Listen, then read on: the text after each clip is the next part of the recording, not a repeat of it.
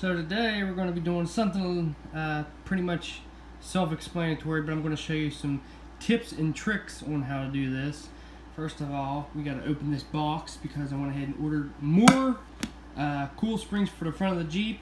I got Rusty's 4.5 inch coils, but you guys kept saying Rubicon Express won't sag. So I'm going to use the Rusty's coils on another project that I got. But you guys said these are really good coils, so hopefully they are. We're about to find out. Well, we really can't find out until I actually put them through their paces.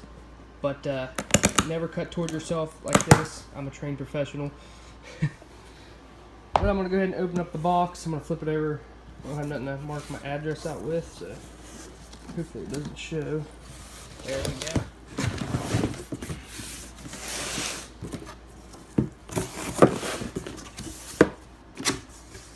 Basically, this is what you get.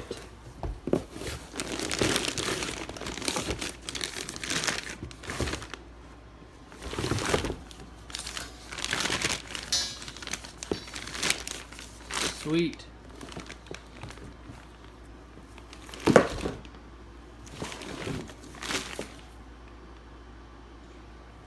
They actually feel pretty durable. Can't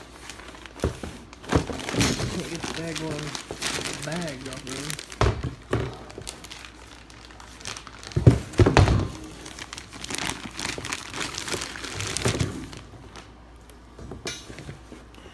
But pretty self-explanatory. That basically they're just 4.5 inch coils. Actually go this way. But I'll show you how to install them, and I'll show you some tricks that I do to make the process a little bit easier. You have lower control arms like mine. You might not need a spring compressor, but I'm going to go ahead and use one. So yeah, let's go ahead and get to it. After you get the wheel and everything off, first I like to jack up the front end as tight as I can get it. As you can see, it's compressed. And you want to get some strut compressors, not coil spring, because if you get coil spring compressors, it's a funky little tool that will not fit in here right. So you have to get strut compressors. As you can see, it says it right there. And these have safety latches so you don't kill yourself. And you might even have to let the jack down a little bit. As you can see, it is compressed. Put your jack stand under here. You might have to get something to put underneath here. That way it won't go all the way to the ground.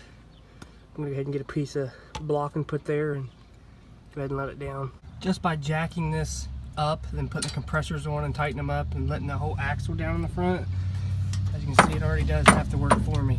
So you just go ahead and tighten it up till you can get it out and get this block out. Pretty self-explanatory. Thought I'd just show you a little tip on that. I'm just going to sit here and tighten these down.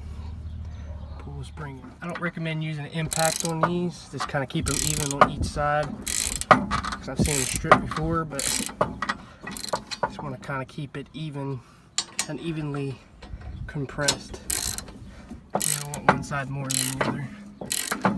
And just do this until you can pick the spring up out of there.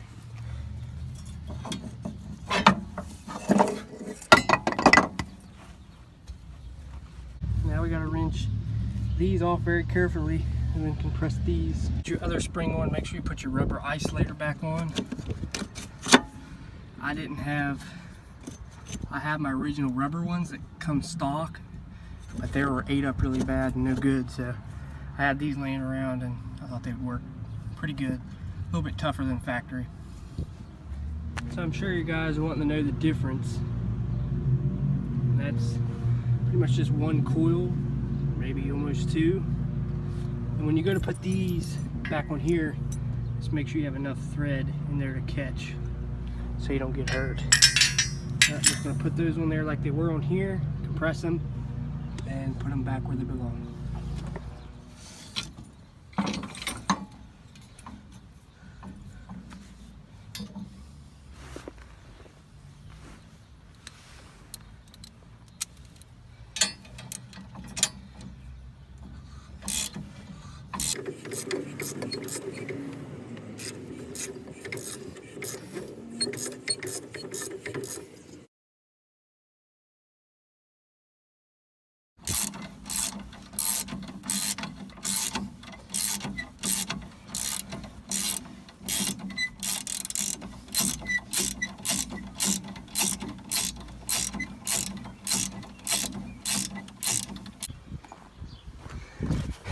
then after that, you put your wheel back on and take your jack stand out.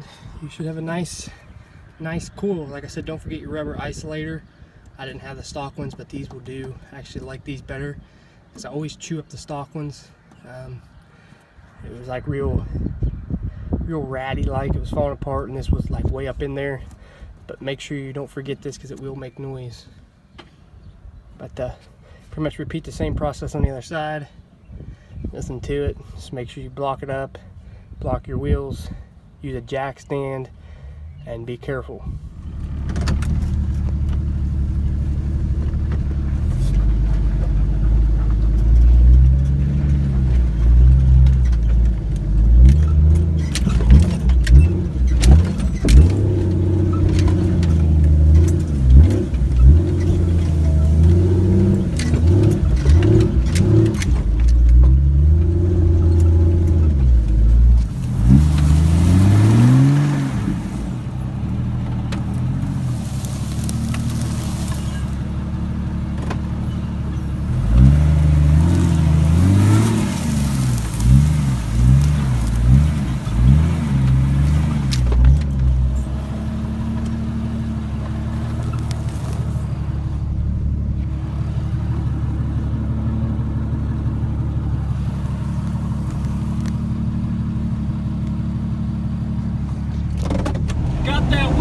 Open, baby. Woo! Tell you what, that was worth the money. This thing drives 10 times better than having blocks on top of the springs.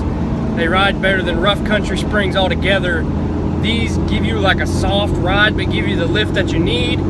So I guess you get what you pay for, and sometimes you don't need to cheap out on your springs because the front Rubicon Express front coil springs, they ride so nice. Like it's such a smooth ride. Like before, where I had the rough country 3-inch lift, it was kind of rough in the front.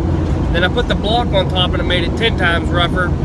But now that it's got the Rubicon Express front coils, it's a totally different story with this thing. This thing rides good, drives good. I don't know, we'll see in time and see what settles. Make sure you go check out all my social media links in the description below. Go buy you a t-shirt. I'm Cherokee Ronnie. Stay dirty, my friends.